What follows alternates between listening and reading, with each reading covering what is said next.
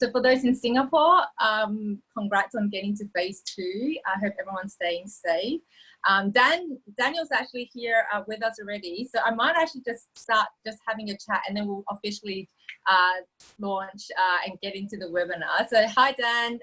Thanks for dialing in from Melbourne. No worries. It's good to connect.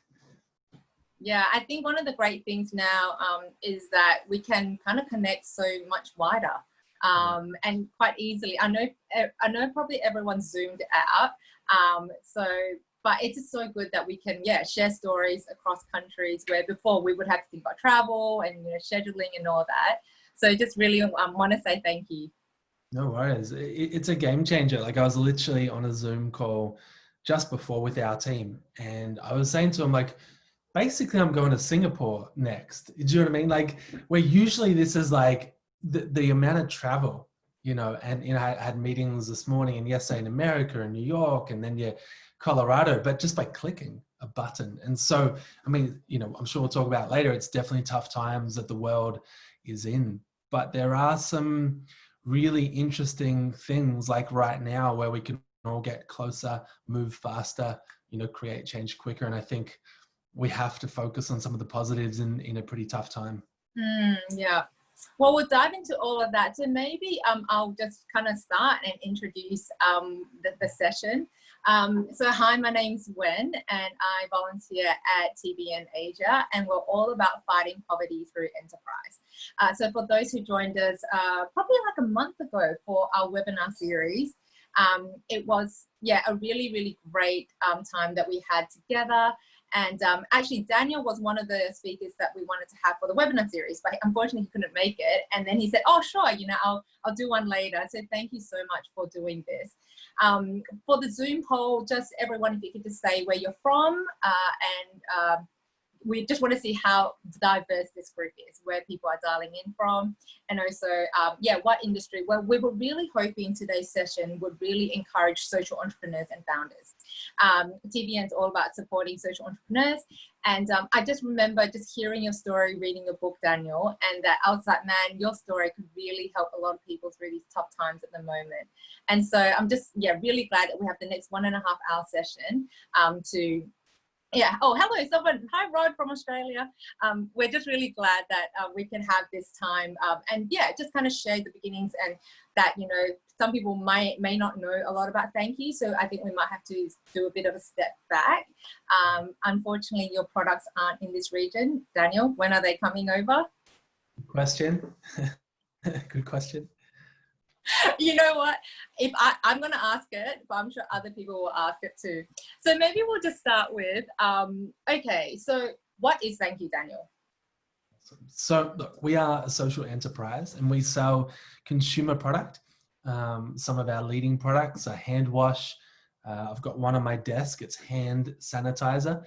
This is literally, hey, we made it to Singapore, people. Come on.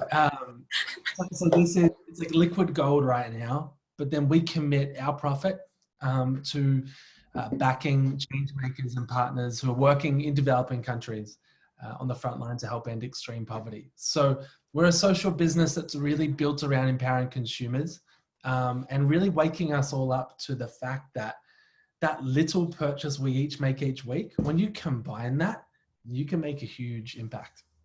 Yeah. And who's behind it? Like, what's the history behind Thankyou? Yeah, who's behind it? I mean, we started out as just a few friends. Jared, who some of you may have read about, I've known him since, we were in primary school together. My girlfriend, Justine, at the time, who is now my wife and also co-founder. I'm sure we can unpack marriage and business later. If you've got a couple of hours, it's a big topic. But so like we were a few like really close friends, and we had this idea and this mission. Who's behind it? I mean, we suppose we are, but we're a small team, lean, humble, hungry team.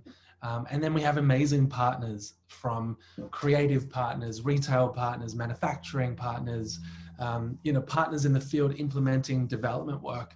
At times I kind of wonder, should our titles really just be curators? We're just kind of curating a whole bunch of amazing partners and people to create change. Yeah, that's amazing. And how old were you? And I just quickly had a look at your book, which we'll talk about later. You guys all started at McDonald's. I started at McDonald's too. So there's a whole crew here. Macca's. So how old were you when you started Thankyou? That's a good question. But before we get to that, which part of McDonald's? Were you like out the back in the kitchen or were you at the front? I was at the front on the fry station. That's what we did. That's what I did for a long time. And then I got promoted to the front counter. Yeah. Where were you? I never made it to that promotion. So they kept me on burgers. So that was like, I was always out the back. Anyway, I was 19 years old. So I was 19 when we started Thankyou. Justine would have been 21. Jared would have been 20. So we were second year university, pretty fresh out of school. Yeah. And how many years has it been since then? Like how long has Thankyou been around? So we're coming up to our 12th year this August. So it's a long journey. I mean, it feels long for us. Some people think it's short, but we've learned a lot and we're getting ready for pretty big future. Yeah. So I think I'll just hand this time to you, kind of just to talk about the why, the purpose, the last 10 to 12 years. I know a lot of times when people look at a company right now, they think that it's an overnight success. And it's just, like, oh, you guys got here, but they don't see what's behind the journey. And so I thought sharing that journey would be really cool today. And there's also, just to let everyone know, there is a Q&A box. So during this session, and the chat box as well, during the session, start populating it with questions, and we'll definitely get to it. So just to let people know, that's what the first hour is going to look like. And then we will then dive into the Q&A in the last half hour. And I'll just come back on a bit later and ask more questions as well. We've got a couple of pre-prepared questions. So over to you, Daniel. Yeah, awesome.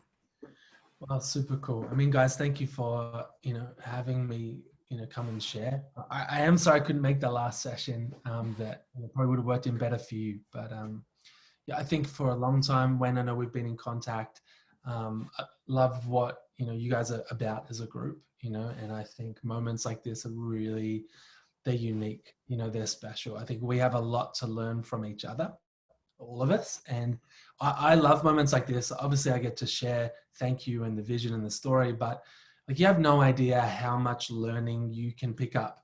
You hear other people or from the questions that are asked. And we are in a really interesting time at Thankyou. I'm not going to talk too much about the future. I'll kind of hint a few things, but we are preparing for our biggest launch ever. Something that has been 12 years in the dreaming and really a good 9 years and almost the refining and the learning. Now, we're not making any public statements about it yet. That'll come out later this year. But I want to just unpack our history, where we've come from. I might just touch a little bit on COVID and this time that we find ourselves in at Thankyou, because we're all in it. And there's been some really important learnings for us that I think are really critical for any other founder, or really anyone who's either leading or part of a team helping make an idea or a dream a reality. So let me just frame it with this, then we'll jump into the Thankyou story, then we'll go to questions, and please don't hold back, like go the real hard ones, So look, I read an article at the start of COVID that I just wanted to touch on. It was by a group that some of you may follow called Praxis Labs in New York. Cool. A few nods. Thank you, Wen. I can only see you and Wayne. So like, you are my read of like, yeah, they're getting into this or they're not. So no pressure. But you guys may have seen the article, but it kind of proposed very early on in March that COVID isn't a blizzard, which a lot of people at the time probably thought, this is like a blizzard. It's just hit us. It'll go away in a few days' time. They propose it's not a blizzard. It might be a season. And the season, like winter, goes for like 3 months. And you have to change how you operate. You have to change how you work. And you have to go inside. You have to bunker down. But then when you come out, the season's over. It's kind of back to normal. But what Praxis was saying is, as leaders, or really any organization right now, you need to be thinking not about COVID as a season, but what if it's more than that? And they referenced the little ice age that happened back in 1817. And it was a year when there was no summer, which I know for many people is a nightmare. So it was icy every day. But, you know, it was a point in history where the whole world had to change. It changed at a climate level. It changed at how you operate, how you work. And the challenge to business leaders and individuals was you need to mentally prepare for that.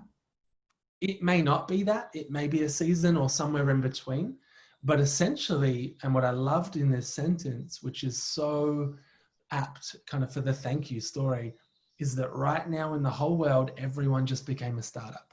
So every business, government, competitor, even if you're up against a big blue chip, kind of big corporate competitor, they just became a startup because who we all serve hasn't changed, but how we do, how we serve people, how we operate, that changed. Like right now, this is MVP, kind of that minimum viable product. Like I'm not in Singapore, we're not in a room together. We are on Zoom, which is good. You know, it's working for me, it's working for Rod in Australia, which is great. But the power of this is interesting. And I want to take you through the thank you journey because we were a startup. Then we kind of grew up out of that.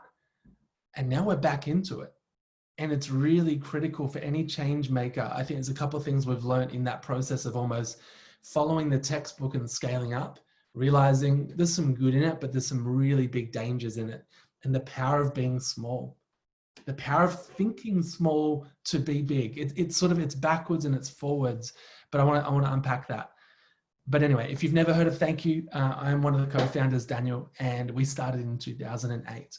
The quick story is I was very moved by extreme poverty. I was sitting in front of my computer like this. I'd watch stories of kids who didn't have access to clean water. And I felt moved, but like really moved to the point that at one point I was sitting here just crying. And I'm crying because I'm thinking, man, like, what if that story I just saw was me?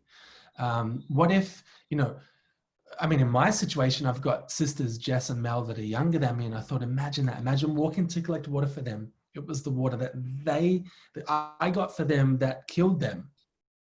And this is a reality. I mean, there are 4,500 children that die every day from waterborne disease. In 2008, when we started, there were 900 million people who didn't have access to clean water.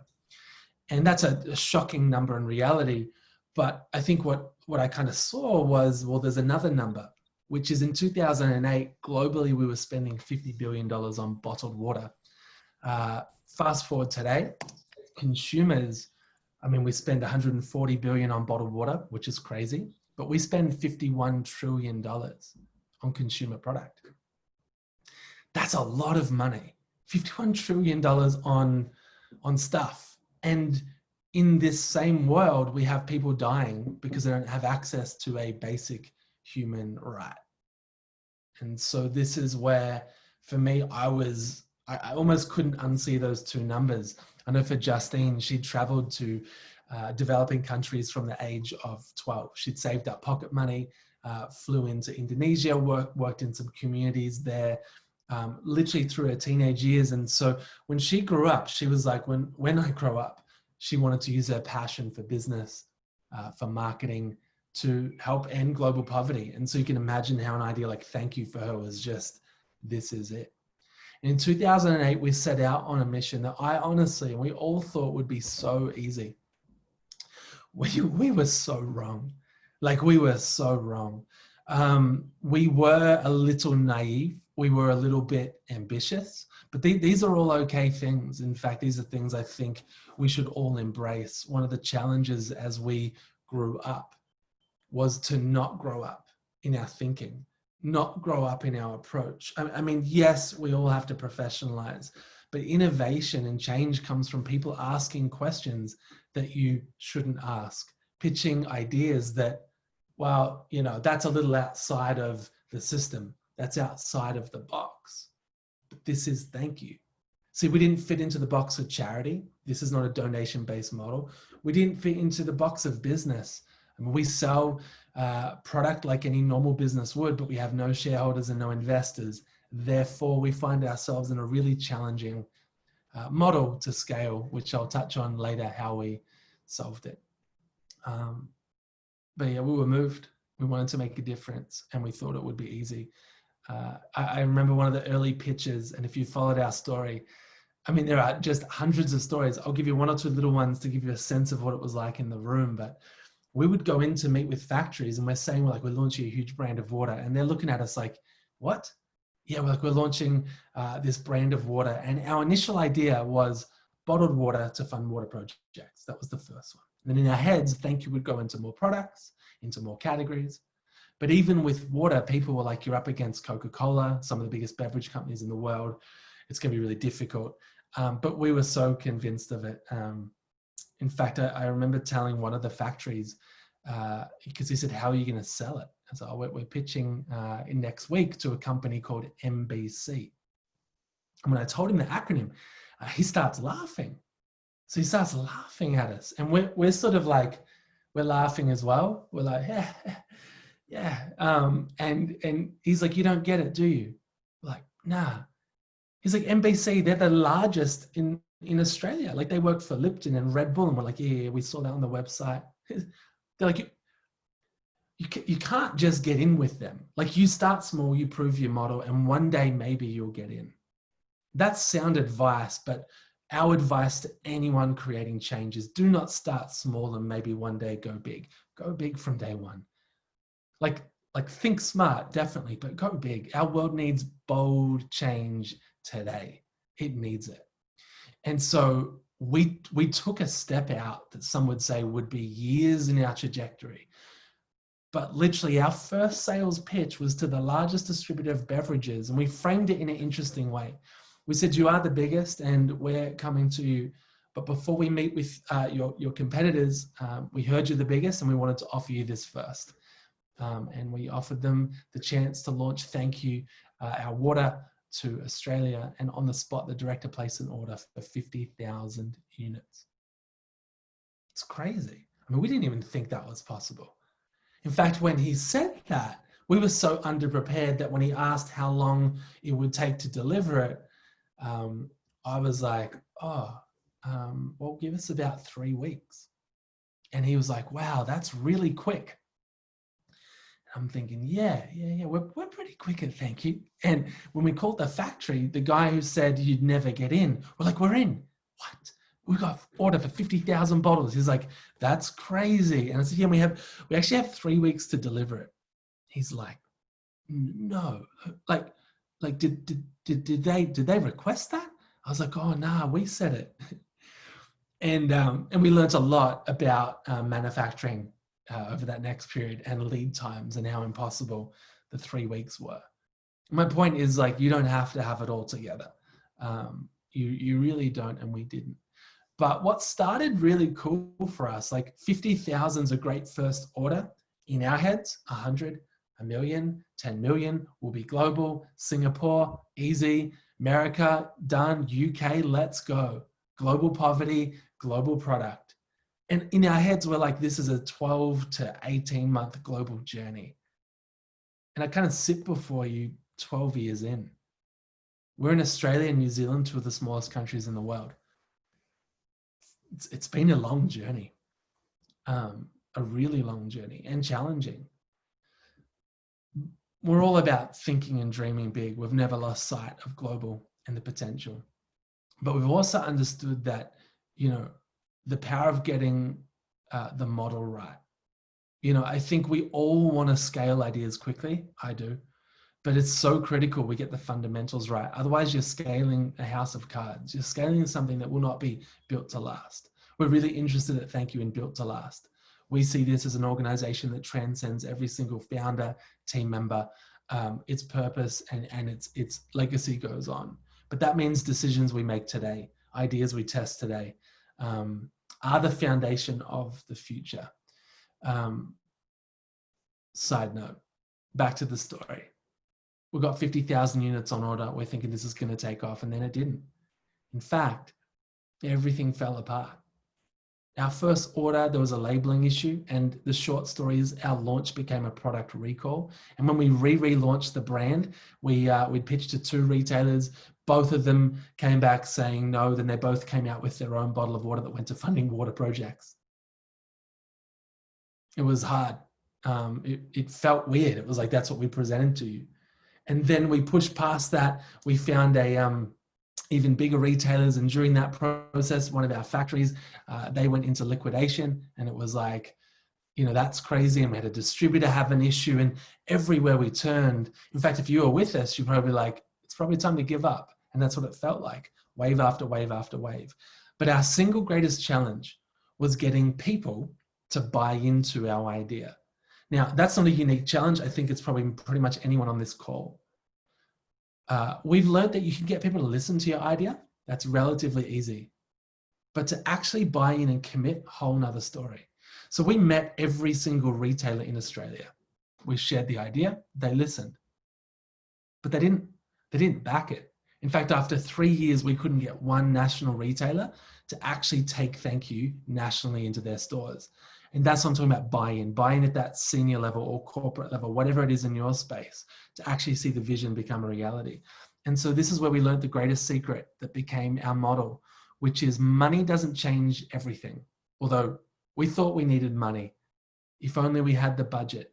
Like the biggest supermarket said to us, you will not win in this space because you don't have the budget. We can't even put you on the shelf because new brands we put on the shelf invest $3 million to $5 million in their launch. And if you don't have that, that's a risk. You'll fail. And so, and in our minds, we're thinking, if only we had money, we were wrong.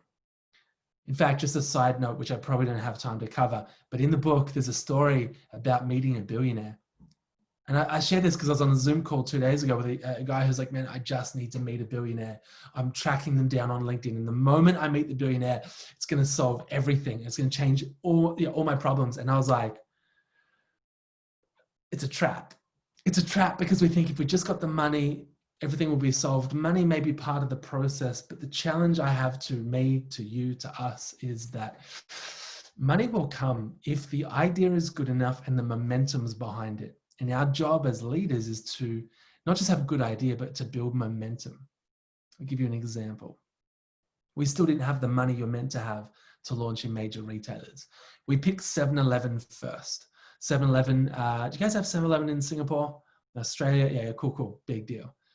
In fact, I have been to Singapore and I reckon I've seen it. But anyway, the journey for us is 3 years in. We launched a video on YouTube. We said, hey, everyone, 2 weeks from today, we're presenting Thankyou water to 7-Eleven Australia. And we're asking you to jump onto their Facebook wall and say, 7-Eleven, if you stock Thankyou water, I'd buy it.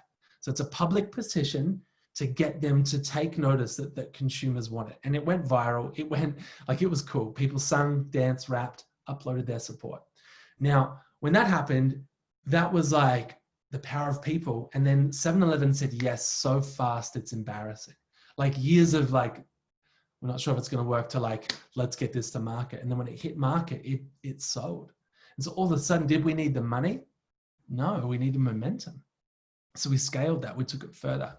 We, year 5, we had Coles and Woolworths, the 2 biggest supermarkets in Australia who have 70% market share.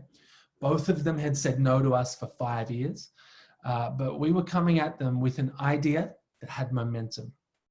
Now, in fact, on the call the other day with this guy who wanted to meet the billionaire, I was actually telling him, you have no idea how close we cut it at Thankyou between idea, momentum, and money. I'll give you an example with the Coles and Woolworths moment. So for 5 years, they say no. So we go all in. We spend 2 years developing a food range, our body care range, and then we launch a video on YouTube. We called it the Coles and Woolworths campaign. We said, hey, everybody, 2 weeks from today, we booked a meeting with both of them and we're asking you to jump onto their Facebook wall and say, Coles and Woolworths, if you stock the Thankyou products, I'd buy them. Now understand this, up until this moment, we'd sold a bottle of water. We'd never sold a body care or a food product. We are literally pitching an idea to them, but it had momentum because people started to sing, dance, rap, upload their support. We added to that momentum by flying helicopters over their head office. In fact, I'm just going to do a quick screen share, see if this works. Can you guys see helicopters? Yeah, cool. So, this is over Melbourne. Coles, thank you for changing the world. I'm not even going to maximize. Yeah. Thank you for changing the world in brackets. If you say yes, We flew it over the head office for half an hour, over the Coles head office, and over the Woolworths head office for half an hour. Now, it turns out when we did this, this was during the Coles director board meeting. Who knew? Amazing. And so it shook. So now we have idea, we have momentum. And they said yes. Here's the shocking part to us and the whole industry. They said yes 5 hours after the meeting at Coles and 3 hours after Woolworths. Now, people told us that, like, if you get a yes, first of all, it'll be like 6 months of negotiation. Then if you get it, it'll be another 6 months before you hit the shelf. Hours after the meeting, they both said yes. Then they both fought tooth and nail to beat each other, getting it to market within 4 weeks. What? Here enters the money, which I don't usually talk about, but we're here now, and this guy who wanted to talk to the billionaire brought it up. So the money, we needed about $600,000, which was like our minimum to make all this work. When we sat down with a funder who we'd already sat down with and said, hey, so we're asking for you to donate to this. It's a social kind of gift investment to this organization. We couldn't get the money before the launch, but we said, if the launch works, we need that money to be able to hit go on production to get it to store. So if we can get the yes, are you in? And they were like, yeah, let's see, it looks good. So then we go. So then we pick up the phone. We got the yes. We have got days. We've got hours. And so then the money came through. The money came through after the idea, after the momentum. And I think sometimes the trap is like, but I've got an idea. Someone give me money. Now, if you're good at that process, you should be on the next, session, not me. It's never worked for us. Momentum changes everything. I'll touch on one more moment, and then we'll talk about COVID, and then we should open up to more questions and wherever you want to take this one. But the power of people, man, people, humans, us, we can change a lot more than we think we can. In fact, I sort of wonder if we all as humans have bought into a lie at times that the system can be hard to change. In fact, not to get too sort of Illuminati focused, but let's take a triangle. So you've got the system, and, shout out to anyone from the Illuminati. No. So you got the system. At the top, you have the decision makers, right? So you have these like few people who hold the power. Maybe it's the wealth, it's the decision-making power. And then at the bottom, you've got the many. Now, I think part of human nature is we sort of buy into like, well, global poverty is complex, or, an issue, take race, take global pandemic, and it's really difficult, and it's really up to a few key decision makers. It's the billionaires, it's the government, and if they need to solve it, and it's up to them. And like, what power do we really have? Yet every single social movement that's ever succeeded happens when the many wake up to the realization that we hold power. And in fact, when we combine the little bit we each have in our own hand, that ultimately puts enough pressure to flip any system, any injustice, any cause. And for us, Coles and Woolworths represented the top in Australia of that system. And we needed 2 decisions that would change everything. But it wasn't the 2 decisions alone that changed it. It was the many below waking up to the power we have. And so I think a big part of this journey of creating change is about people. And the power of all of us using what's in our hand, which, I'll be honest, at 19, when you sit in front of your computer and you think, man, the world's a tough place and we should change it, you also think, I got nothing. I got no money. I got no experience. I got a computer. I don't have enough. But if I combine the little I had, which was time, passion, with some other people who like knew business and other stuff like that, with other people who had like a manufacturing line, and then inviting a helicopter pilot to donate his time to fly a helicopter. Like we're curating just a group of people together around a mission. And that moment actually came true when we launched chapter 1. When I noticed you had a copy, I wasn't sure if it's like a virtual background copy. That's real. Okay. That does look real. I can tell. So chapter 1, if you followed it, cool. But essentially, We launched it a couple of years ago now, and chapter 1 is a crowdfunding concept. We didn't want to change our model, so we didn't want to open up to investors to scale this to the world. We wrote the book. We said it's the first chapter of the Thankyou story. 100% of the profit we make from this book will fund chapter 2, the future. And we describe the future heading into the baby category, which is one of the toughest categories you can enter. And then also into New Zealand. We picked New Zealand as our first global test market. The goal was to learn from New Zealand, take all those learnings as then we scale to other countries rapidly beyond that. And so the book goal was to raise $1.2 million. And it's essentially a crowdfunding idea. We just love the thought that a Thankyou consumer, someone who's part of this movement, could contribute $5 or maybe $5,000 to this. I forgot a point. The book is sold at a pay what you want price. So pay what you want means literally, pay what you want. And so it opened up to people. And we were always saying, like, imagine if someone paid $5,000. Well, when we launched this, a best-selling book in Australia is 5,000 copies, and you're lucky to make $50,000 profit. When we launched in the first 2 hours, we raised $360,000. Chapter 1 sold 55,000 copies in month 1, now over 130,000 or 125,000 copies. It's raised $2.5 million. The most paid was 5,000, then it became 7.5, then 10, and now a lady named Jane has taken the most out, $50,000 for one copy, to which anyone on this call today can break that record. So no pressure. But like what Jane did, that blew our mind. Then I love Landon's story, because he was 12 when his mum wrote to us and said that Landon has bought 4 copies of chapter 1 with his pocket money, and he's gifted them to people he thinks should go on to change the world. His mum wrote back about a year later, Landon was up to his 18th copy of chapter 1. Now this book sold in the airport bookstores at a pay what you want price. And that really challenged people's thinking, which is our job, because cut through is really difficult. It's really, really challenging to cut through, particularly if you're like, I have a cause I'm trying to, bring awareness to, and I'm trying to get buy-in to. There are so many causes. If you have a product, there are so many products. If you have an idea, there are so many ideas. So to stand out and to cut through, one of our tactics has been to break convention.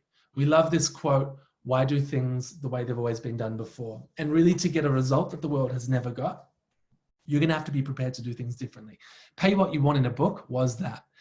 The airport bookstores were like, this is not going to work. I mean, how could it work? And we're like let's take a chance. We took all the risk. We actually put the books in there on consignment, and it was a risk we took, but it worked. It was second to the Harry Potter launch week in the airport bookstores. A stat that just blows our mind. It shows the power of people coming around an idea. And let me just touch on this. The book appears to be printed the wrong way. And it's not. So we changed the convention, and someone was like, wow, like how did you do that? How did you change the convention of books? And our answer was pretty simple.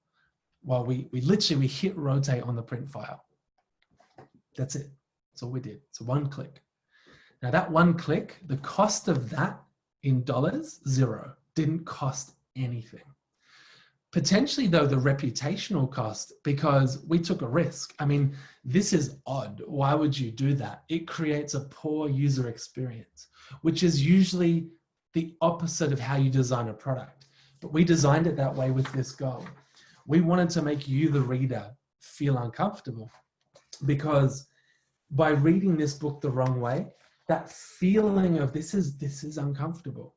That's the same discomfort you have to overcome making any idea or dream a reality. And we also knew if you dared to read this in public anywhere, on a train, probably never on a plane again, but I shouldn't have said that, but like if you read that in public, that will cut through, because visually, what is that? What are you doing? And I think that's the mark, particularly of any social movement. We need to stand out. We need to be okay with a bit of a, what are you doing? That sparks a conversation. To kind of bounce back to COVID, you know, this has been a really extraordinary time for the world, certainly challenging for Thankyou.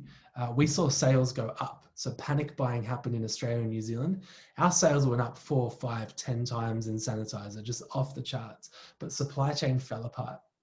So when supply chain fell apart in March, we were at 50% of production for normal production. Like, it was really tough, and it still is today. We had to go back to lean startup. Processes that take 6 months had to start taking a couple of days. And we started to have to go, hey, like, everything is changing, but we have to be agile. We have to be lean. We have to think small again. And in that process, we were financially heading to, when it all hit, our worst financial position ever at Thankyou. It was dire straits. It was a really difficult position. But the team have done such an incredible job problem solving, finding ways through that. It is now, you know, today in Australia, end of financial year is yesterday. We have to wait until everything's closed out before we make any public announcements. So that'll come later. Follow us in probably August or something, September, we'll make announcements. But I can give you the heads up, it'll be our biggest giving year ever, which is phenomenal. And it's important too, because our world's in a tough spot. When the world machine stopped, you know, when we all went, cool, let's go inside, there's sort of an initial COVID response, but the flow-on effect economically to the world is really significant. And in developing countries, what we're seeing from partners is really tough. I'm sure many of you are hearing about it.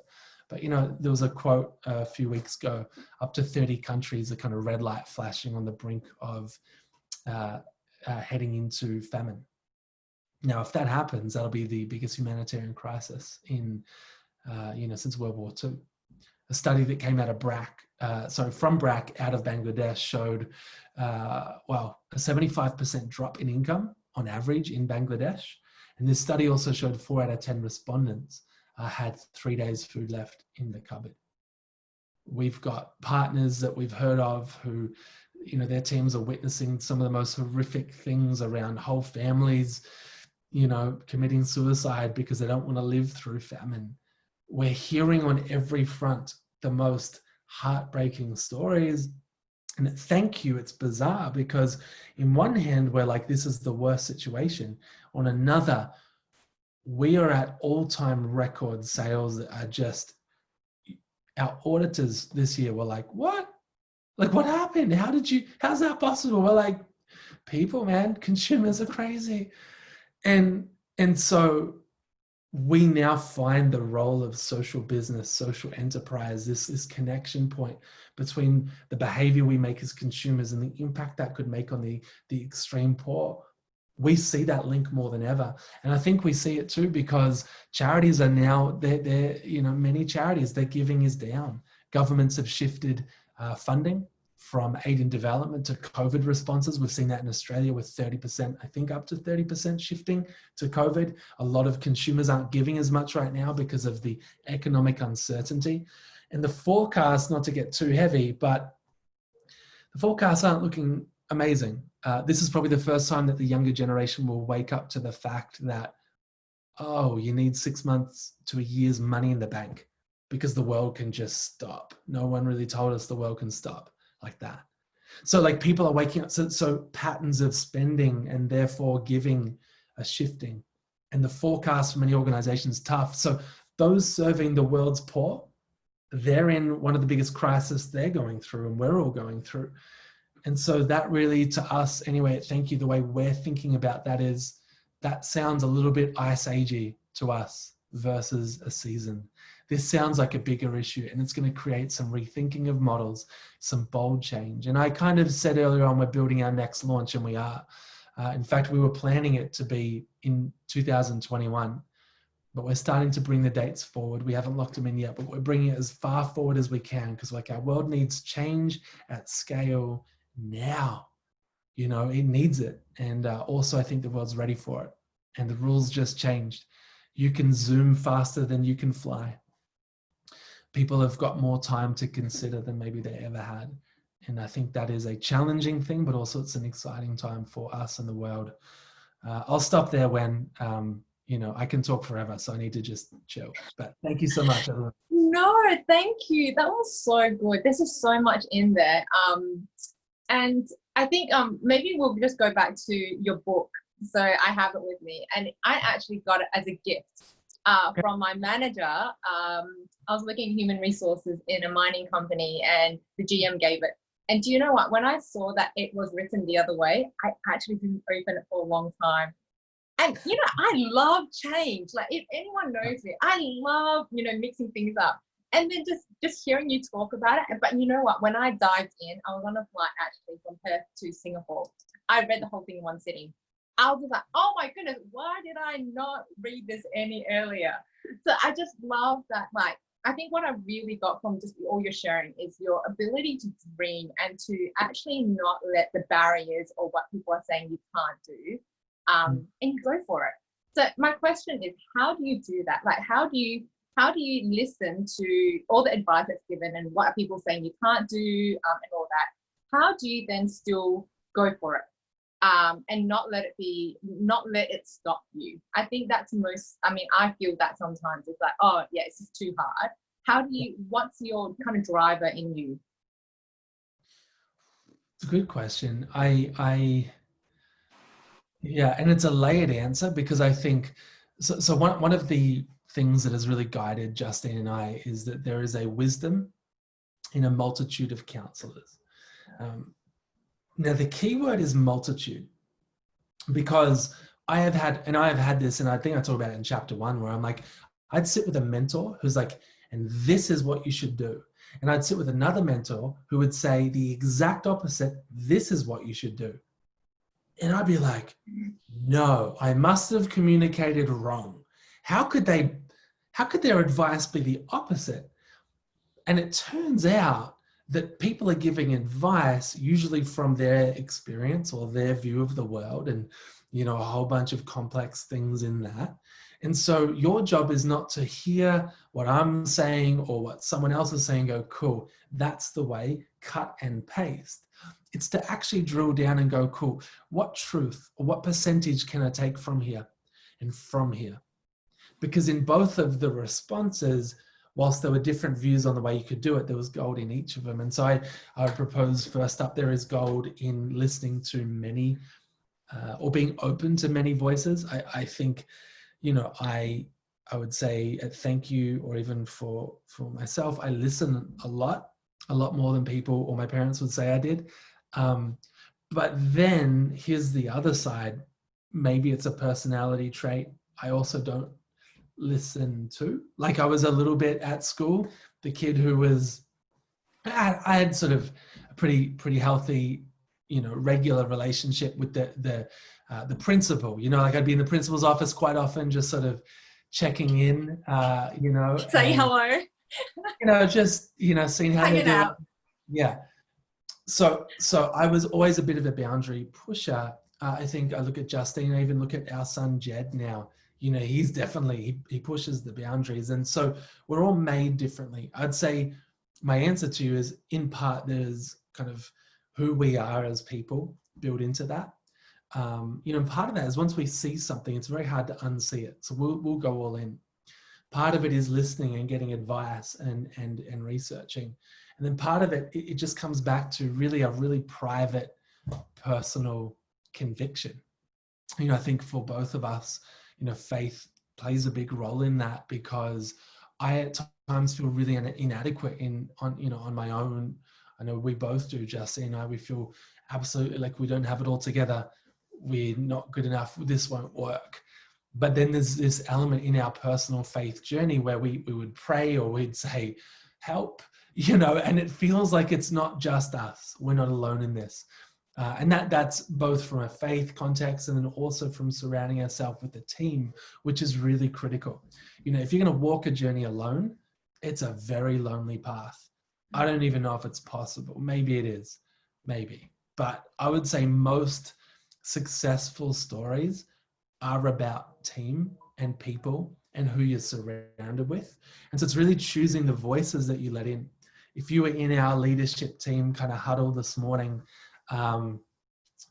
Yeah, it's an incredible environment. It's very encouraging. It's very uplifting, and it's very upbuilding. I mean, we'll have a tough chat when we need to, but it's certainly not an environment of cut down idea that won't work. Can't do that. I mean, I feel like I get enough of that external. I really want that internal as well. And there's been times in the Thank You journey we've had both. Even internally, we've had different leadership team or board makeup where it's very sort of, it's about accountability, love the concept, or it's about realistic and risk management. I also believe in some of those concepts, but you know, I think we have to be so careful what voices we listen to because it affects the move you take next. Yeah. And I mean, touching on the topic of people, I just remember when you're talking about momentum, how did you build that momentum with the people, you know, with the public, with people who are supporting Thankyou? How did you do that? Okay, so momentum is incredibly difficult to start. It is like, so when you don't have momentum, you know it. When you have momentum, it is the most incredible feeling. And then your job once you've got it is to keep it. And that's a whole nother challenge. At Thankyou, we've got it, kept it for a bit. We've actually dropped the ball. We lost some momentum. Now we're trying to rebuild it. And you can feel, it's like the metaphor is like, the sort of two that I've heard used, like, it's like trying to push a freight train that's in a stop position. It's a very hard journey, but once it gets momentum, it goes. And when it's going, it doesn't stop, or it's very hard to stop. Same with like a giant boulder. It's that initial push. It's incredibly hard. So in short, how did we do it? We pushed really hard. Practically, what did that look like? It looked like room after room after room. You know, it was like one bit at a time, one bit at a time, one bit at a time, and not underestimating the momentum of any moment. For example, just to kind of make it a live example, when we started this chat, I said we're working on our biggest launch in 12 years. Now, my hope is that people don't run out and kind of tweet that because we're not really publicly announcing it, but that's a risk I'm kind of taking because I'm like, even if there's 67 people listening right now know about the launch or something's coming, that when it does, hopefully, at least Wayne and Wen, maybe 2 or 3 more or more, will share it. And you can't underestimate the power of lots of little steps. So I feel like, as an example, it is, don't underestimate the small moments because it's all of the little pushes that build to something big. Probably one of the big watch outs, so, is be strategic. So don't just sort of like, yeah, I'm creating momentum. No, you may not be. You might just be pushing in a lot of different directions.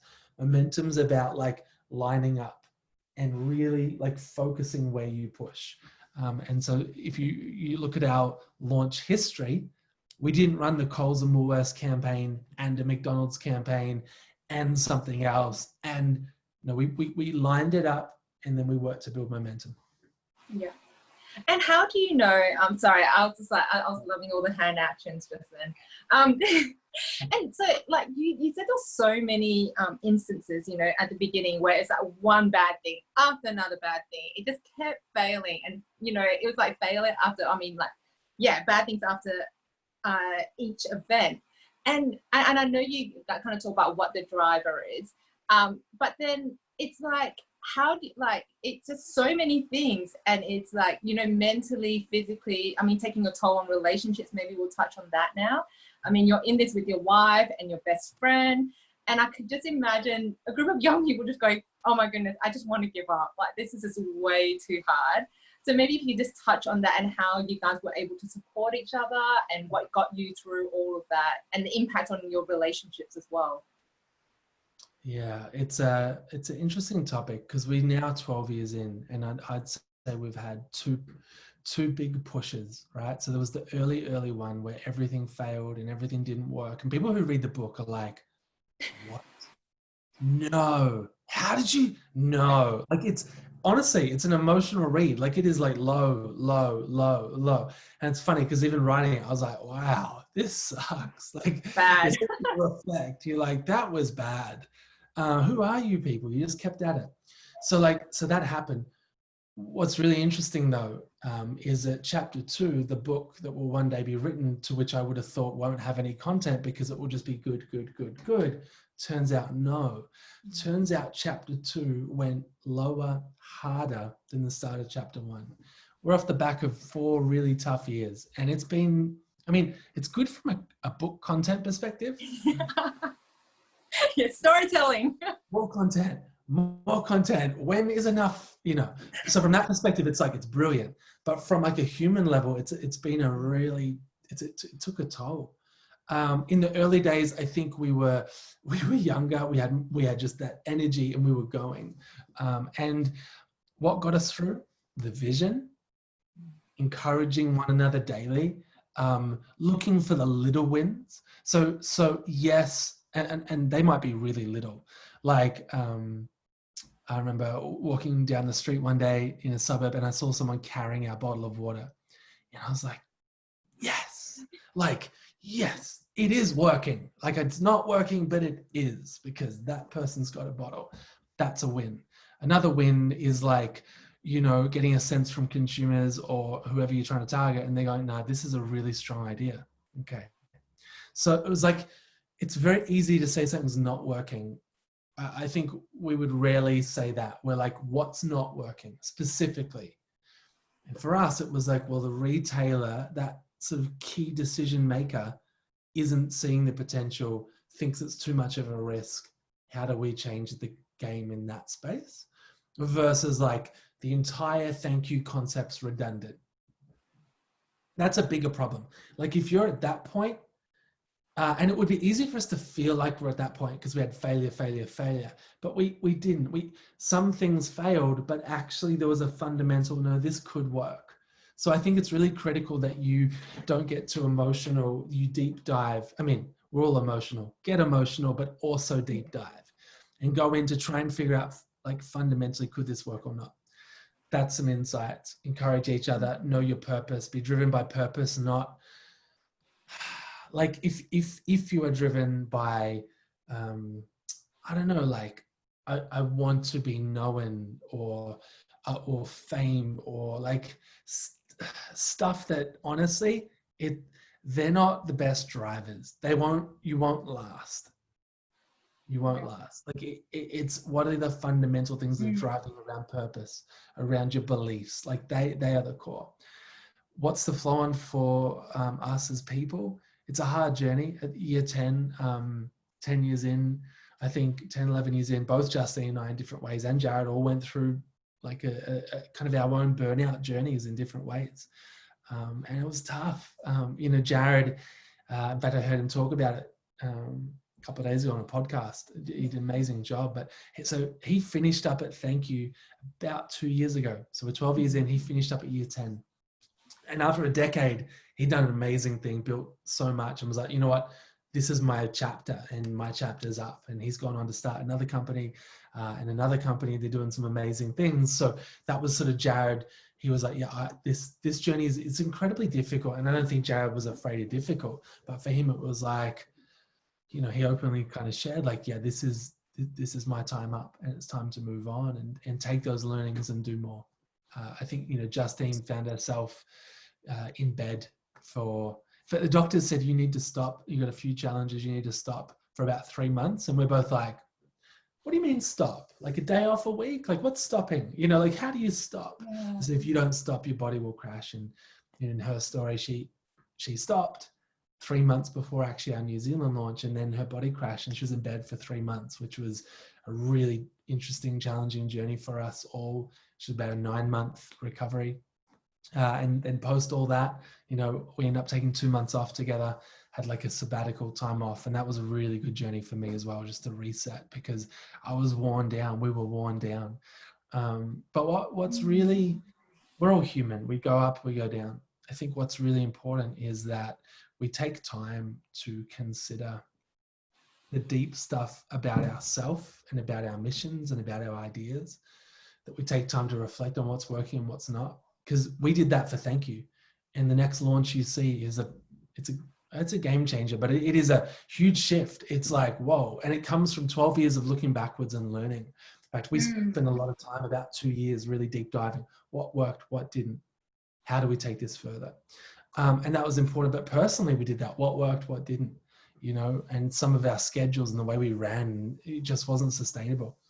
Anyway, so that's all content for chapter 2, but it's really important that if you're leading something, that you are balancing the mission, the vision, with also how to sustain yourself as individuals and leaders in that mission. Oh, thank you. Thank you for being so honest and open about your journey. I actually listened to Jared's podcast as well. So I heard his journey, and he was really honest about what he went through as well. And I think that sometimes founders or people, you know, you look on the other side and you think, oh, they've got it all together. But you're right, that we're all humans, and it's finding that balance as leaders, being super passionate about the cause and making a difference, but also taking care of yourself at the same time. Because if you don't take care of yourself, you can't keep on going what you wanted to achieve. So I just want to thank you so much for that. I think we have quite a couple of questions in the Q&A. So what I might do now is, LJ, do you mind just changing this so that all of us are up on the square and it's not this view? And I'm just going to read the question. Oh, okay. So Christy Davis, who's on the board of TBN, loves you and loves your product, Daniel. Yeah, big fan. I'll go through her question first. So what did she say here? In a 2016 blog, you wrote about 3 questions you ask yourself. How would you live your life if you had no fear? What would you say? And what will you do? Looking at the first question now, there is so much fear in the world now. Has your personal answer to this first question changed? How do you talk about this with stakeholders who are struggling in this scary time? Daniel, you can read it yourself as well if you just want to refer back to it. Yeah, awesome. No, that is not an easy question. I'm thinking, like, where does the hand wash come from? Like, just something. No, okay, it's a great question. It is deep. Let's unpack it. I can't actually see for some reason when I open up my questions, but that's okay. I will remember, and if not, when you can help remind me. How would you live your life if you had no fear? So kind of addressing the fear that's everywhere. I mean, it is a pretty scary time on all kind of fronts. And so kind of how this was in 2016 when you wrote about this. And so now reflecting back and just on this challenge, do you have any comments and your view on that? Yeah, look, we were driving to work before we all went into kind of lockdown here, and we're driving along the freeway or motorway. I'm sure you guys, but anyway, we're driving along, and Justine made this comment around hope that I think sums this up. And she talked about, like, hope is the antidote to fear. And it was just, we're talking about antidote to fear, or actually not fear, uncertainty. Hope was the antidote to uncertainty. Because these are uncertain times. Fear comes out of the uncertain and the unknown. We kind of made a call, and she really led this, that we're going to flip how we speak as a brand in this time. So we actually cut, as a practical note, we cut all of our marketing. So all of our, like, buy this hand wash or this sanitizer. So, like, we cut everything. And we used all of our channels, which we've always believed this is a community that's by people, for people. And we just call it flipping to hope. And so we told and highlighted stories of hope, locally, globally. And we really started to kind of try and shine a spotlight on hope at a time when it was so easy for the whole world to just keep spotlighting fear and uncertainty. So my response would be to every person, organization, people that you're interacting with, it's like, cool. Yeah, the world's challenging. It's real. Hope. There is hope. Let's find hope. There is a way forward. And so hope is quite a soft word. It can be viewed as quite fluffy, but hope it's not. I mean, it's what drives the human race and individuals to achieve the most impossible things against all odds. Yeah. And so if anyone's feeling odds are against them, they may not be wrong from a fact perspective, but this is where hope kicks in. I think we all love hearing those speakers that come along and they're talking about whether it's climbing a mountain or like they achieved the most incredible thing against all the odds. And the part in us that resonates to that is like, they held on to our hope. And that's what we all need to do. So I hope that answers the question. How to live my life out of no fear? Hold on to hope and go all in. You know, that's certainly our approach at Thankyou right now. We are not sort of pulling back. We are responsibly managing the organization, but we are getting ready to kind of to go, because this is the time for all of us to step up. Yeah. And there was another question on impact. So on the products, for those people who know the product, on the back there is a QR code, track your impact. So maybe can you talk a bit about your impact and like kind of what does it help, which organizations you work with, and also how does this whole QR code thing, how did you even come up with this to really track your impact? It's kind of cool. Yeah, so okay, so we'll start there. Every product currently has a tracker code. When you type it into our website, it'll zoom into the GPS coordinates. Actually, at first, it'll show you a project that you're assigned to fund. If you sign up when the project's completed, you will get photo proof. You get GPS coordinates, you'll get updates, and it's a cool process. So that's currently how that works. And then we fund, change makers who are already implementing the work. So we're not at Thankyou implementing work on our own. We identified years ago, we have an ambition to be part of the change, but we are not the solution. We don't have the expertise. This isn't our part to play. In fact, there are so many who are already committed to solving these complex issues. What they're needing is funding and backing. So that's our job. So we work with, organizations from in the past, some of the biggest NGOs in the world, to, some smaller but very innovative organizations who are focused more on impact, not activity. Big difference. It's sort of activity is the easy bit. Here's how many wells we built. Here's how many health clinics we built. Mm-hmm. The hard stuff is, did we reduce maternal and infant death rates in the communities where we built the health clinics? If that's ultimately impacted, we achieve it. And so we've started to back organizations that really have engineered, how they measure success on the impact, not the activity. It's a subtle change, but it's a really critical one if we're going to really end some of these crises that we face. And so we are backing change makers, and that's our role. We're a funder. We are okay with that role. We've got a lot of work to do engaging consumers, raising money, and then partnering with organizations to implement that change. Thank you. So how earlier you were saying that, when you first started, you thought, oh yeah, this is going to be easy, 2 years when scale globally and all that. Yeah. There's a great question from Jackie Hocking, and her question is, do you think it will ever get easier? Or the purpose of your life is to keep raising the bar?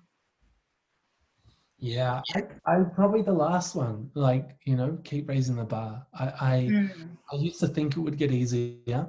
It has not. I don't want to discourage anyone, but it gets harder. But someone pointed out, yes, but you keep trying to you guys, you're not working on the same stuff. You're not how do we just run a better Australia, New Zealand little hand wash company? You just, and so actually where we get the biggest challenges is when we're trying to raise. And so I think if we're all going to continue to pioneer, and we are at Thankyou, push the boundaries, it may not get easier. The problems get bigger, but the reward does too. When you see some of the numbers that drop from this year's impact, it's whoa, okay, this is going to another level. And so the problems are bigger, the risks are higher, but so too is the payoff. And in our case, that's for impact. So risk is often viewed as a negative, but risk is the opportunity. It's an opportunity. And so we at Thankyou feel very compelled to take greater and greater and greater opportunity risk. Yeah. And as you scale though, because I'll touch on this topic because it's out there, as you grow bigger and you get more visibility and all that, they're going to be the haters. Taylor Swift. No, I'm joking. So how do you deal with that? Because I know that there was an article kind of slamming what you guys do. And how, I saw the response, but how do you really take that? There's more hits that will come your way when you get bigger. How do you deal with it? Yeah, I think you have a plan. We're talking to our leaders yesterday morning. I think it was yesterday morning. We're talking about get ready, because this next launch, when it happens, we are going to get hit so hard. Anytime you put your head up and say, here's a way forward for us all, people are so quick to tear down, to pull apart, to point out,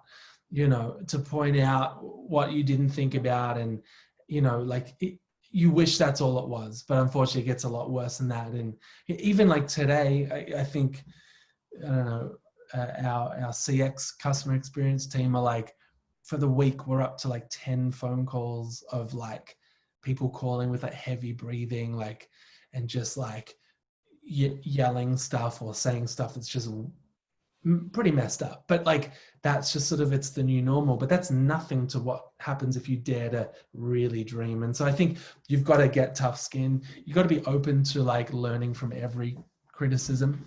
You can't take it on board personally. You have to go, cool, is there something we can learn from this? Other times you look at it and you're like, cool, good job. You picked our worst years. You didn't touch on the better years, which you also had access to, and you told a story that fits a very perfect narrative. Like, cool, that is going to happen. That is the world we live in. I look forward to being around many years from today. We really believe that a person of integrity expects to be believed. And when they're not, they let time prove them right. It's like my dad told me, we love that thought. So you can criticize us today.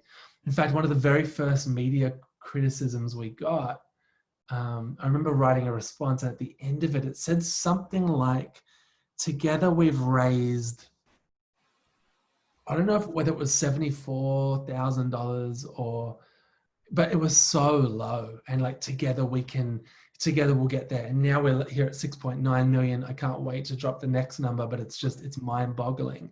And so the thing is growing, and you look back and you're like, at that point it felt like the world was ending, but it certainly hasn't. So yeah, my encouragement is it will come. And if you are really making a difference, it'll come hard. Yeah, thank you. And someone's asked, Jackie's asked, what does success look like to you? He's picked an age of 50, but go for it. At any age, what does success look like? Well, it's certainly not found in any numbers from my perspective. So dollars you make, even organizational goals you hit. I mean, organizations have success measures. They're good.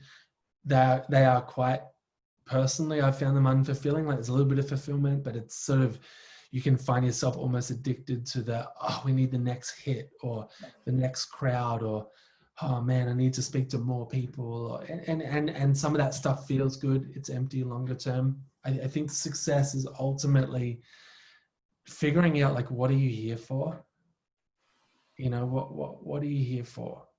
And here, I mean, like, not just on the Zoom, I mean, like, what are you on the planet for? And discovering like that deeper sense of purpose, and the difference you can make in the world, why you're here, what you're created for. I love that saying that, like, and I'm probably going to mess it up, but it's something like, the most important day is not the day you were born, but the day you discover why you were born. Yeah. I think to live that out, to discover that and to live that out.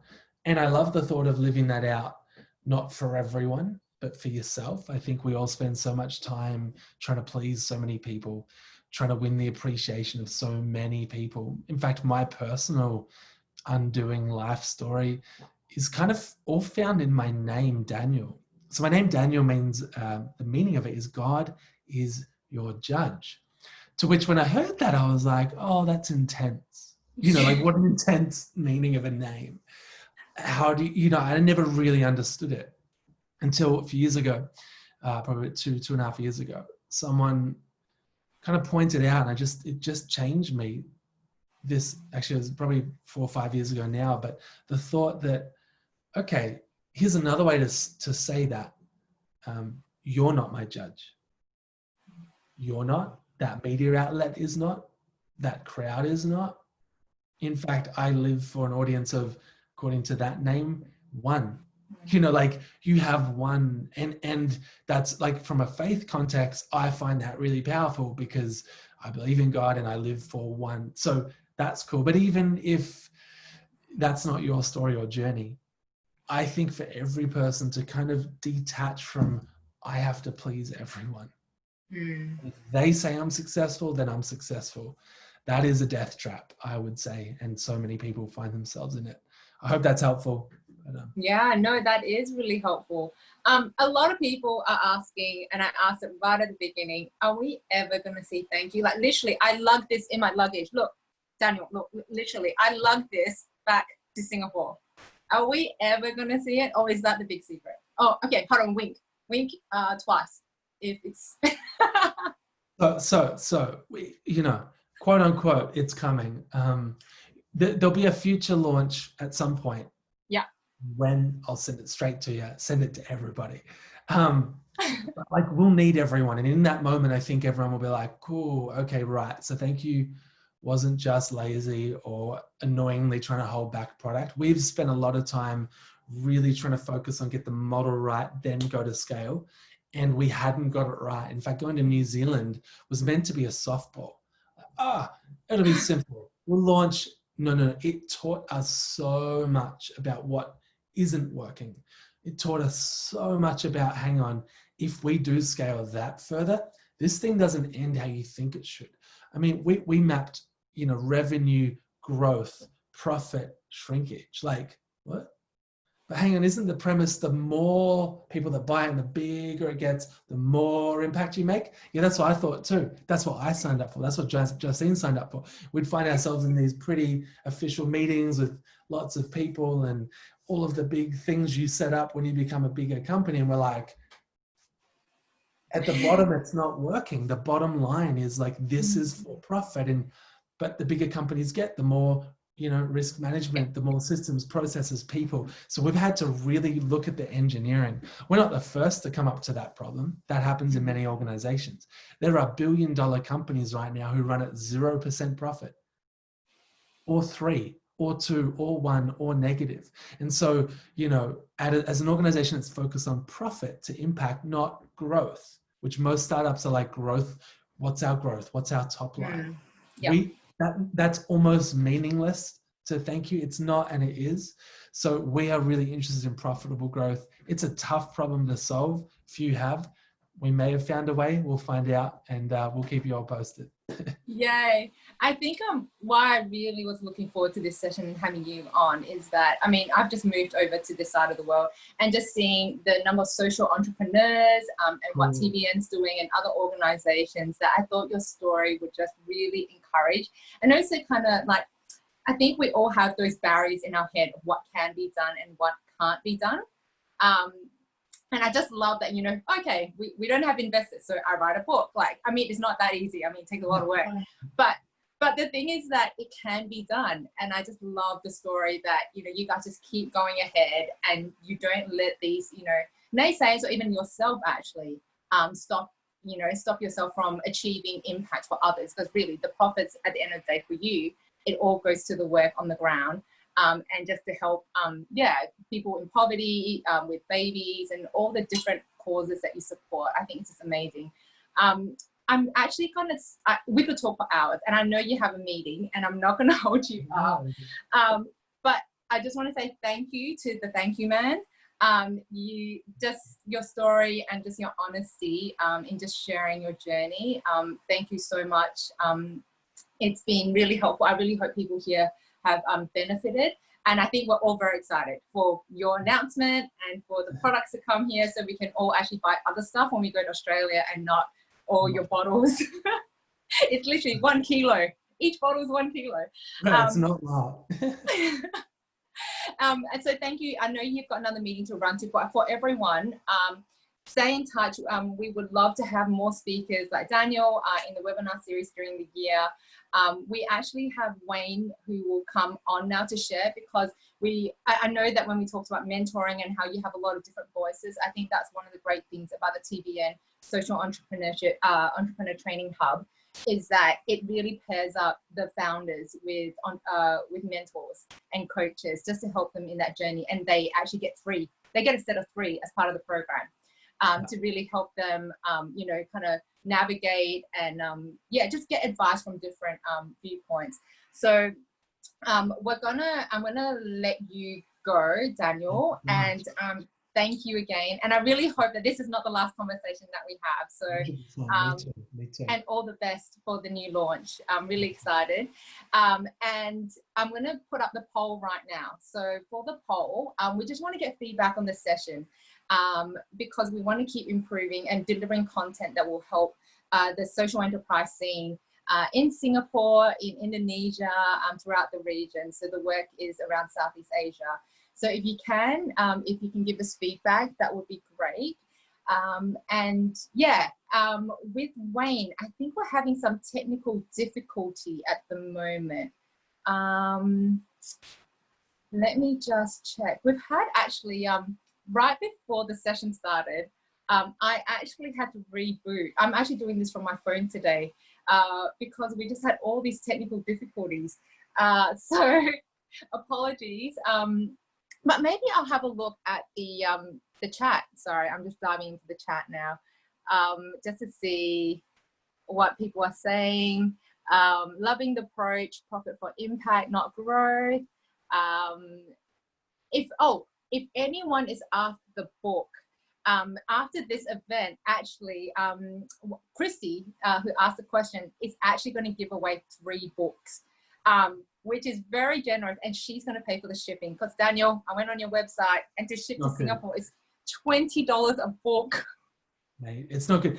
I promise we're fixing that. Hey, I got 5 more minutes too. So if Wayne's still got issues, I got time. Oh no, you still have 5 minutes. Yeah, totally. Like I do. I got a meeting in 10 minutes. I'm just sitting here. If you need to do any more questions, but like the shipping is a real issue. So thank you for bringing that up. We're working on it.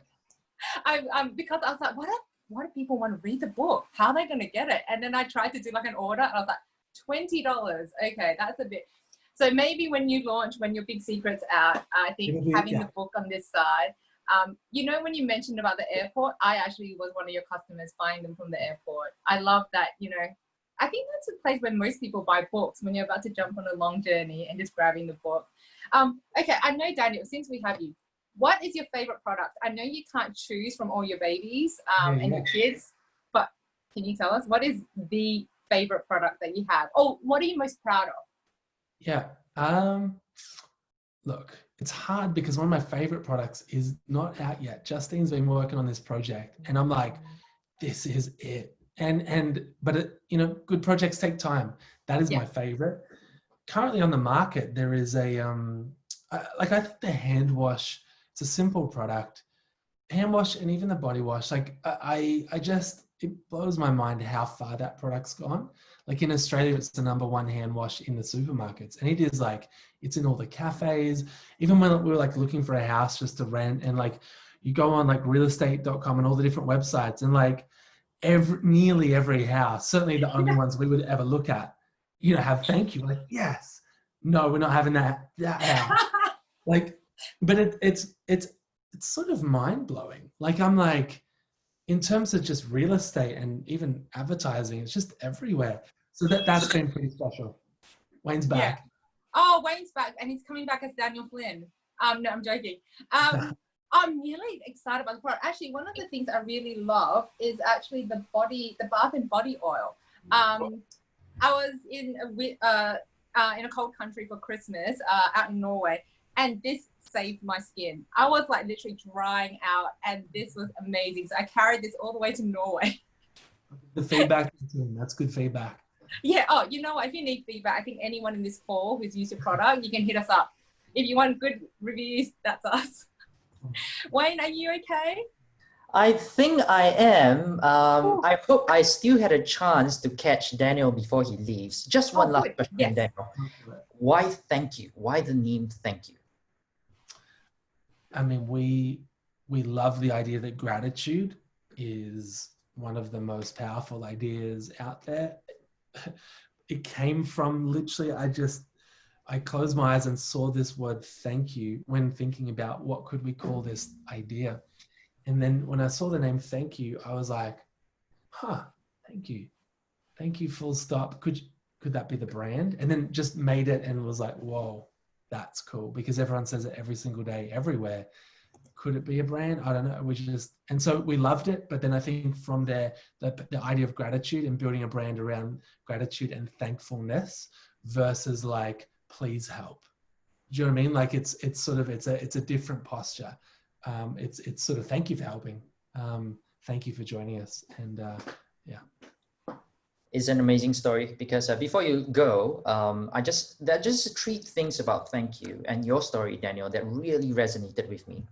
The first one is being unconventional, and on the marketing side of unconventional, very specifically, because I used to run a marketing company, and it came to a point whereby I stopped believing in it because we would actually share really breakthrough ideas with our clients, and they say no. Because my boss is not going to buy it, we don't think this is going to work. You're going to get me into trouble. So no, right? So after a while, I'm like, why the heck am I doing this anymore? Which led me to the second part, whereby I actually left the company that I co-founded, and I actually went on this journey, and it started with poverty and specifically water. And there were a couple of companies we studied, Charity Water being one of them, and of course, Thankyou, right? Love the story. And it was actually part of my nonprofit journey, I have to say. Okay. But there's a third one. Since you shared about your name, I'll share about mine. My surname Chia is actually an anglicized pronunciation of the Chinese word "xie," which for those of you who understand Chinese, it actually means thanks. So gratitude is embedded into my name as well, and which is why I was just really curious, why Thankyou? And love the story. Indeed, it just reminds us that we got to live every day in gratitude. Thank you so much, Daniel. This has been so amazing. Love your story. I wish we can chat for another half an hour or even an hour, but I know you got to go. So thank you so much. Thanks, guys. Thanks, Daniel. Take care. Stay in touch. Bye. Bye. Okay. Oh, well done. I think I do have some issues sharing my slides. LJ, can you pull out my slides real quick, if that's okay? Okay, since the purpose of why we actually organize this session is because we just want to have this opportunity to share inspiring stories, because we are very sure we have a lot of social enterprises in our midst, and we want to make sure that we have the opportunity to help support your journey. Not all of us are going to be so daring as to give our profits away just for free, right? Or to charity. It may work in some markets, but some of our business models may not. So we want to make sure TBN Asia can support you in this journey. As what my colleague Wen has shared, TBN Asia is a nonprofit that wants to support the social enterprise ecosystem. Next slide, please. Okay, and we actually have 5 pillars, of which one of them is specifically to help social enterprises, like some of you guys in the midst, to scale. So what is the SAF program?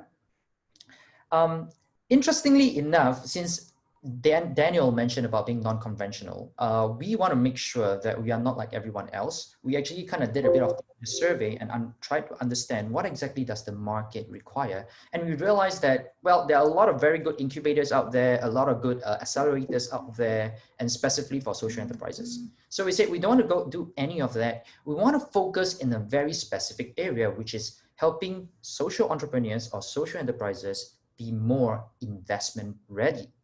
So what do we mean by investment ready? Basically, we say, well, you may have raised money from your own coffers, from your family and friends. Maybe we can help you get your first external round, whether is it through angel investors, institutional investors, family offices. That doesn't matter as much as the fact that these are someone external that helps to validate the viability of your business.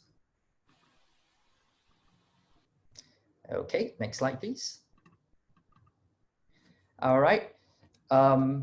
So this is actually a 6 months program where we start off the first 3 months just helping you with your vision, your strategy, your business model, and then we move into operations. And then from month 6 onwards, we help to refine your pitch. And then thereafter is really just helping you with your pitch and putting you in front of prospective investors. And then we continue supporting you for the next 12 months through any investment opportunities that you may have on the table.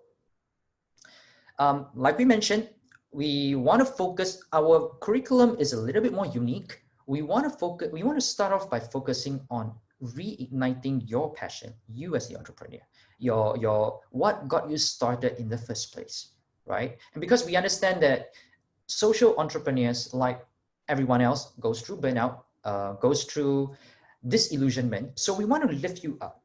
And then we go into the nuts and bolts of your business, the pragmatic operational aspects of your business, and actually help you all the way through your opportunity, your term sheet negotiations.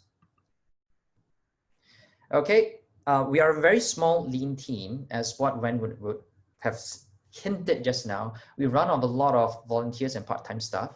So in as much as we would like to cover and help all social enterprises, we are focused right now just in Malaysia and Indonesia, okay?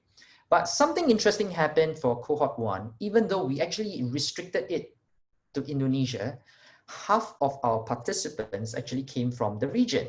So we realized that we said, okay, maybe there's something interesting about this program that we can see if we can support, even if you sit out of Indonesia or Malaysia. If your social enterprise is serving beneficiaries in these markets that we've listed out in Southeast Asia, we would definitely love to consider. But of course, it's always subject to our ability to support you.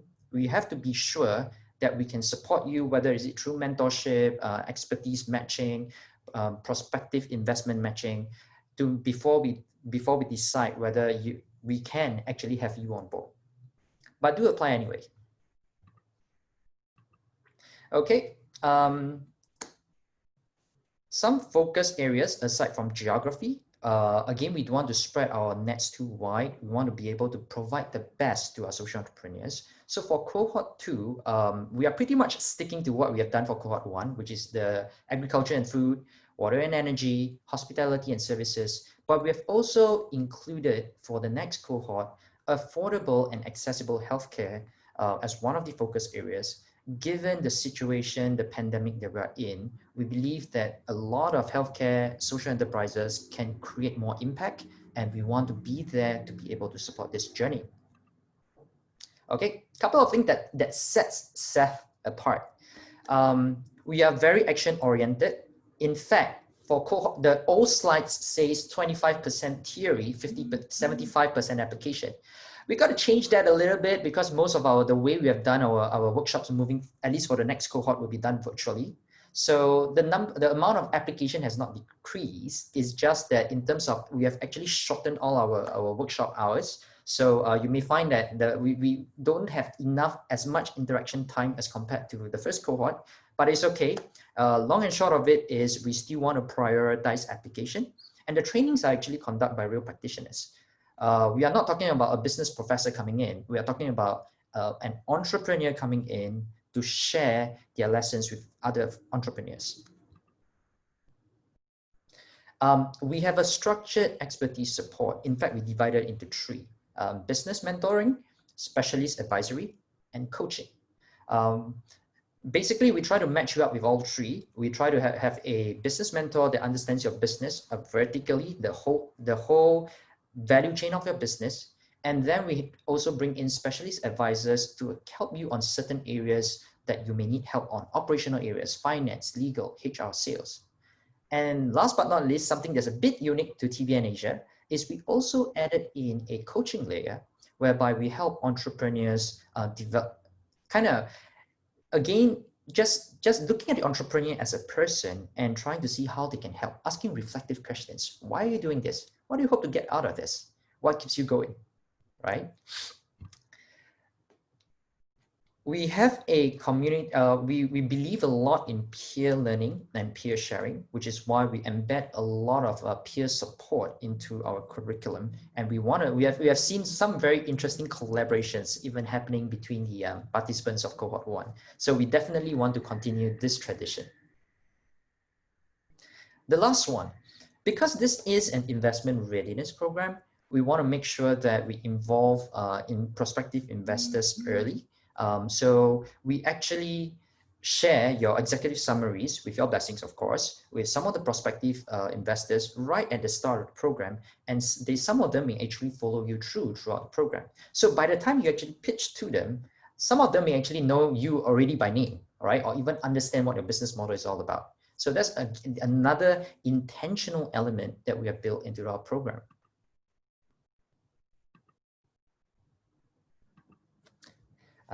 Okay, I'm not going to run through any of this. I think you can read up on the workshop delivery and stuff. LJ, can you help me zoom in a couple of slides? Okay, next slide. I'm done. Yeah. We are going to post this slide online so you can find out all of that. Okay, this one.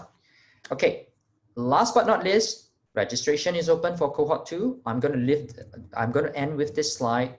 Just one key thing that we want to highlight, right? There is a fee, intentionally so, for many different reasons. One, we have learned that no commitment, no obligation, right? So we want to make sure that if there's skin in the game for the entrepreneurs, and you actually know that you feel the pinch so that you commit. We have personally learned that the people who dropped out of our programs are the people who either didn't pay or had someone else paying for them. So we know this for a fact. The more important reason is that we want to see if you are actually want to make this happen. And we have seen some very creative ways as which some of the social entrepreneurs have kind of proposed to us on how they want to alternative arrangements for the fees, which we are open secret, we are completely open to, but we want to make sure that that is something that you have to work towards to make this program happen for you. So I'll end here. The registration is open. We will be also, I think LJ will be sharing the link for both this more detailed version of this slide, as well as to the registration link. We definitely hope to see you sign up if you're a social enterprise that's in these regions that we have mentioned and in the focus areas of impact. And with that, I'll hand over the time back to Wen. Thanks, Wayne. I just want to thank everyone for joining us today. I know that, we have kind of more freedom in all the countries that we come from, and you didn't have to sit in front of Zoom again. So just thank you for joining us. I really hope that session was encouraging.